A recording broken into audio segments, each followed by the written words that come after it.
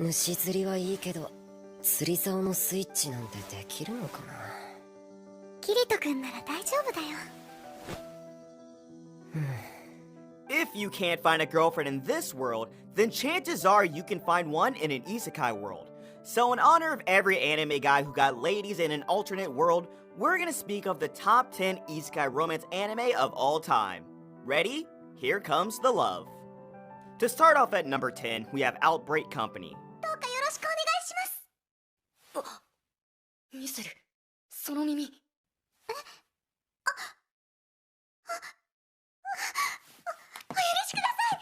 Sometimes being an otaku doesn't suck. Weird, I know. What if being an otaku gives you the opportunity to travel into a completely different world and get your own set of girls? Shinichi Kano is a shut-in otaku with a vast knowledge of anime, manga, and video games. When he plans to get a job, things turn upside down. He's now thrown off into a fantasy world by the military in order to spread the otaku culture in their world. Seems like an easy job. Not with Princess Petrolka, the stubborn princess who seems to claim Shinichi.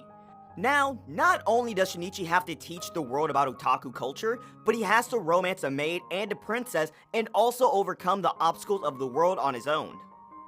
Number 9, The Ambition of Oda Nobunaga. 望むところだわ。待て待て待て！このバカ、切られたいのか？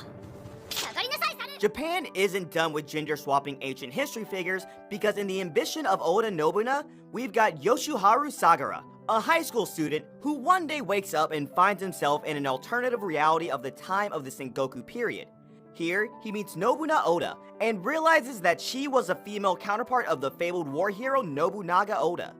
He realizes that this world is its entire separate timeline where almost every Japanese war hero is a cute girl. Yep, that's anime for you. But all jokes aside, this anime has a tension-filled romance and of course, its own cute moments to warm your heart. If you're missing all those Fate heroines in the Grand Order mobile game, then give this one a watch. At number 8, we have Wise Man's Grandchild.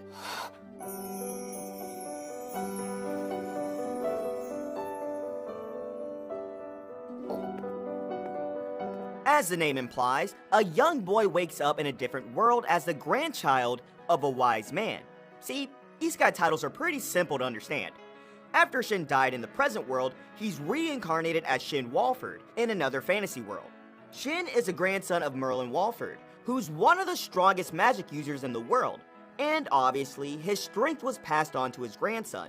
Shin can now burn enemies and nuke cities, but he doesn't forget to have his share of romance in the world as well.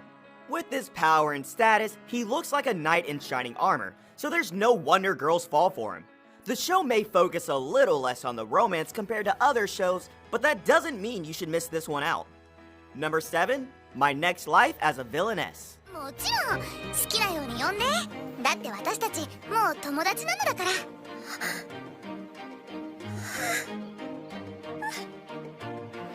We always follow the hero of the story, but it doesn't hurt to follow the villain as well, or at least a girl who was accidentally born as the villain.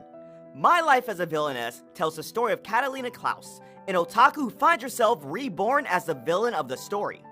Now instead of becoming the villain of the story, she tries to avoid her fate by developing good relations with everyone in the game. It's one of the most innovative premises in recent anime, and it doesn't fail to deliver a fantasy anime with a lot of comedy and twists. The main goal of Catalina is to avoid any route that leads to her doom and avoid things going the same way as the other games. And her trying to achieve this goal while getting her love interest is the core thing that makes this anime stand out from its competitors. At number 6, we're looking at The Rising of the Shield Hero.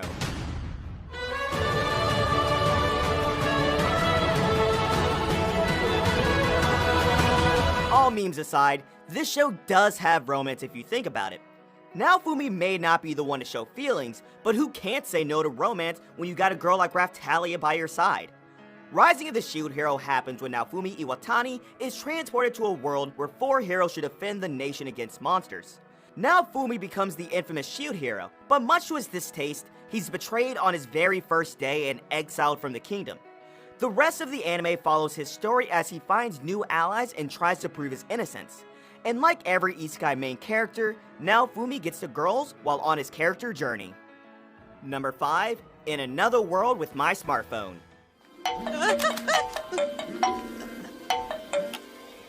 God has committed a crime, and this time it's a good one. God, who accidentally kills 15-year-old Toya Mochizuki, decides to send him to another world with his smartphone.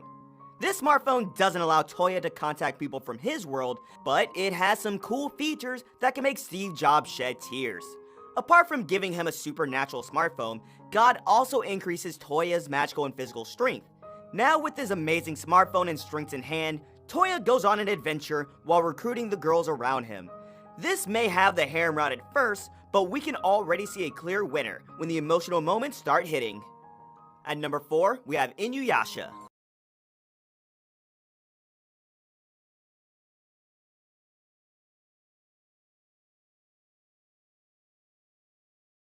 Before you argue, this is an isekai.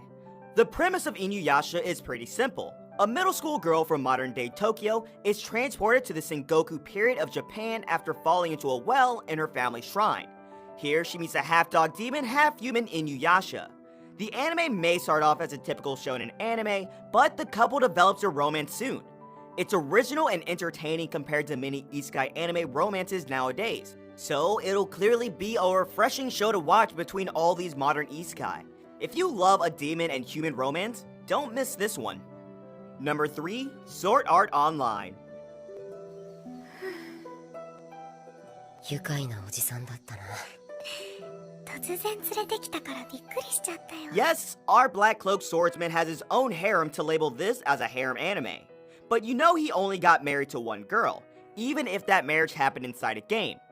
If you're an isekai fan, then it would be a surprise if you haven't heard of Sword Art Online. But if you didn't know, it's about Kirito being trapped inside a video game he played and finds a way to escape. Similar to many others, Kirito is the overpowered guy who only takes a few seconds to bring down even the higher level enemies. Apart from the swords, there seems to be a lot of art here as well, and that art comes in the form of Kirito and Asuna's romance. At number 2, I present Devil is a Part-Timer.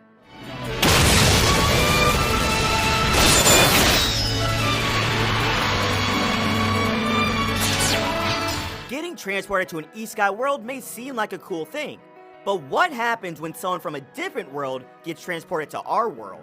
In Devil is a Part-Timer, the demon lord of a fantasy world is transported to our world along with his assistant. Now that he's here, he does the first thing any man without money does: find a job. He decides to work as a part-timer in a restaurant that closely resembles McDonald's. Now working as a part-timer, he needs to find a way to get to his world as well as to survive from his world's hero, who is transported to this world as well. Similar to The Wise Man's Grandchild, the show doesn't focus much on its romance, but if you look carefully, you can already see the chemistry between the two characters. And finally at number 1, we have Familiar of Zero. 甘えんじゃ。じゃあご飯抜きにするわよ。鎖も外してあげない。 What happens when a prideful noble girl gets a slave from another world? Is it love at first sight, or embarrassment and punishment afterward? Familiar of Zero starts when Louise summons a familiar from our world named Saito Hiraga. Saito was just an average high schooler who needed to spend a normal life, but that soon becomes a dream as he now needs to serve Louise, and even save her from embarrassing moments. This is one of those long isekai shows with nearly 4 seasons, so this would be a good series to binge watch this winter while having a hot cup of coffee. If the coffee doesn't warm you, then the love in this show definitely will. So, there goes our picks for the top 10 isekai romance anime. Told you, being transported to an isekai world isn't all bad. As usual, if you enjoyed the video, don't forget to subscribe and hit the bell notification so you can be updated as soon as we release a new video. Stay safe, anime fans, and I'll see you in the next video.